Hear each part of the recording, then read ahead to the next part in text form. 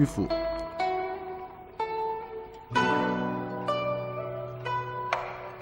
我看了很多，就是孔子的小雕塑、小木雕，都是这样的，都是这一个样。这个样子是哪儿来的？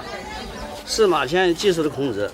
哦，司马迁就是描述了一下描述的孔子，哎，孔子长得是标准的山东大汉的标准，高1.9多，比你还要高，1.9米还多。有长长的胡须，一个特别和蔼的表情，和蔼的面孔，留着长须，然后呢，手里左手拿一个那个竹简，一个是一个手拿一个竹节之类的，一个是这样。心目当中的孔子长得是应该是个老师，是个学者，是个挺受人尊敬。But every passerby describes him differently. At last, I get the answer given to me at the Confucius cemetery. The Buddha, Jesus. Now, these guys created some of the most important and long-lasting religious and philosophical systems in the world. But there is one thing that we don't know about them. We have no idea what these guys actually looked like. Now, the interesting thing is that is not true of Confucius. We actually have a pretty good idea of what Confucius probably actually looked like. Why?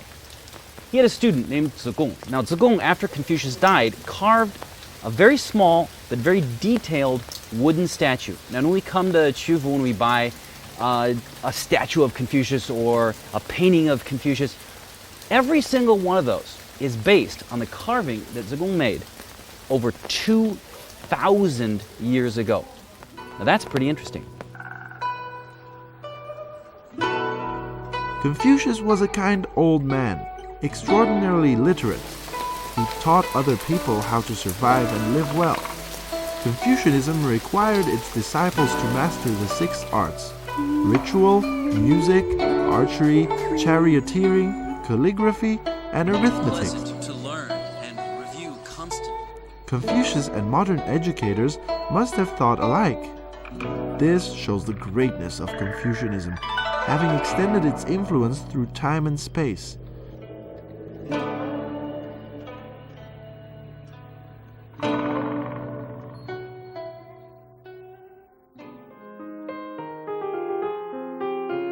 When I get on the train for China's modernist city, I can still feel the visibility of Confucianism.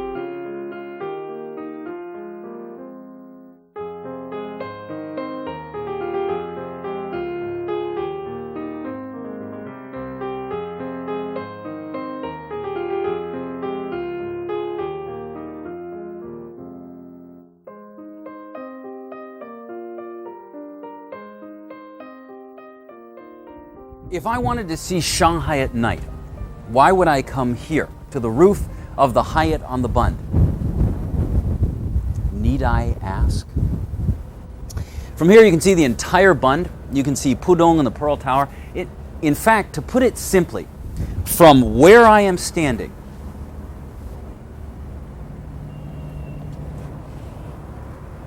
you can see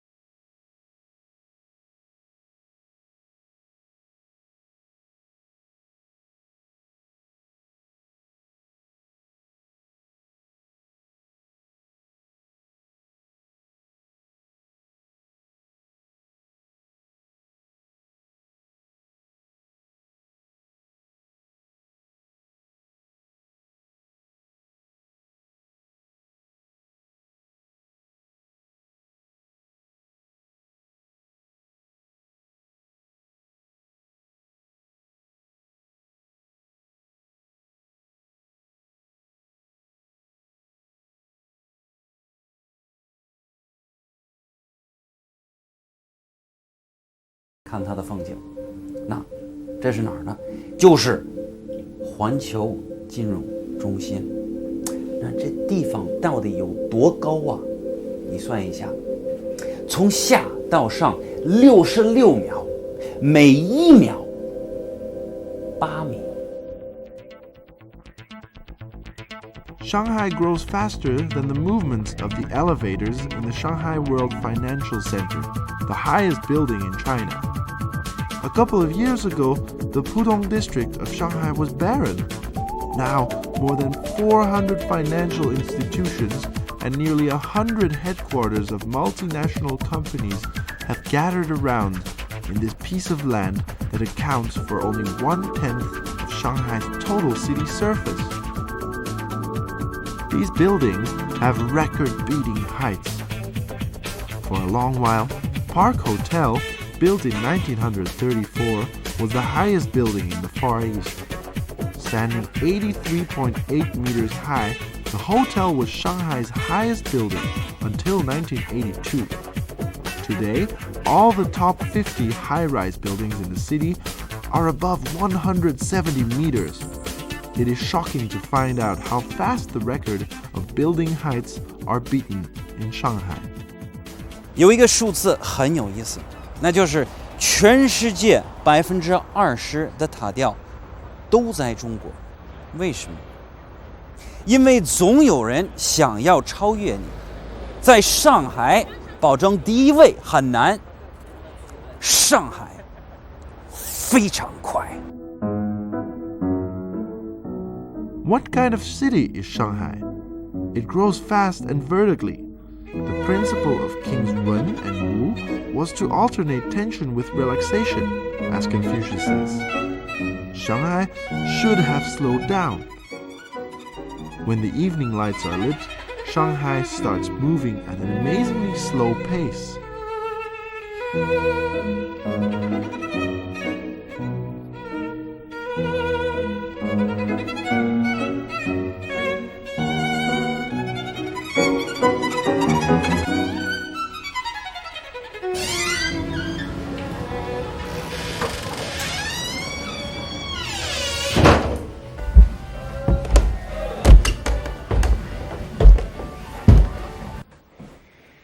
This is one of Shanghai's very old buildings. In fact, at some point, a real Shanghai family probably lived right here. So every time I come to a place like this and I feel the warm light and I run my hands along the old wood and I hear the sound of the steps, I too feel like I have come home. I am staying at a small hotel in Shanghai. It used to be a Western-style house. Named Tangkejian, it literally means the place for important guests at rich families' houses. There are only 6 rooms in the hotel, but each room is made cozy and comfortable in its own way. I feel like staying in the home of an ordinary Shanghai family.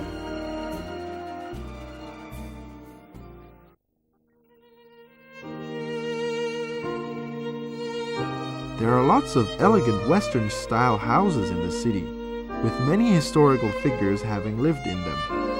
The Pei Mansion, which sits at 170 Nanyang Road in Jing'an District, is a former residence of the father of I.M. Pei, a notable Chinese-American architect. The house, with a history of nearly 80 years, is a combination of Chinese and Western elements. It has been turned into a well-known luxury hotel. With its historical parts well protected, the old Western-style houses are playing a new, changing role in the city. 请取车。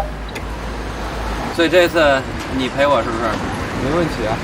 太好了！现在专家陪咱们去看老上海的老房子，咱们去吧。先往哪个方向走？往这边走吧。往这边走吧。 OK， 好，行，跟上吧。 You can enjoy a slow life of many kinds. Hunan Road in Jing'an District is one of the places where old Western-style houses are located. Like me, you can rent a bike and go around with a guidebook in hand. Riding the bike, you are free to explore the old Western-style houses you'd like to see. It's well known that China has the largest number of bicycles, more than 400 million.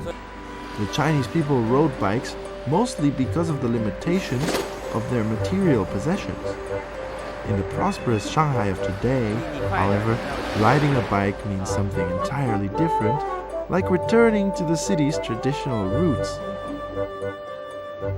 人为什么应该在上海骑自行车？毕竟自行车本身这个交通工具还是很环保。现在咱们都讲究要低碳，那作为交通工具，自行车是最低碳的。还真是。而且上下班时间如果距离不远的话，其实开车也很不方便，你还要停车啊什么，自行车就很方便。所以你其实骑自行车在上海，不光是对自己好，也是对世界好，对吧？对。Moving at two rates, staying prosperous and enjoying life, is not only the way Shanghai is progressing, but also the whole of China. I'm on a trip through 3 cities, and I'm going at a speed of 300 kilometers an hour. The road is more than 1,000 kilometers long. My trip, which takes me through space and time, is thought-provoking and memorable.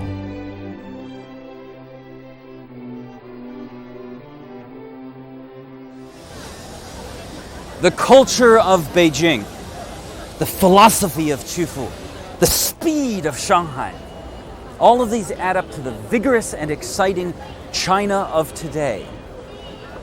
I like it.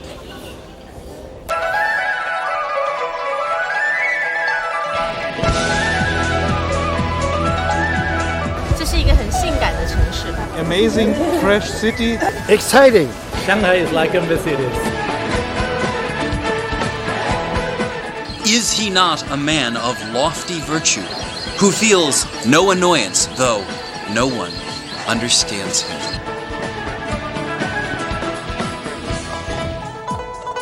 Why Beijing? Welcome to Beijing. 品尝北京小吃。 Welcome to Beijing.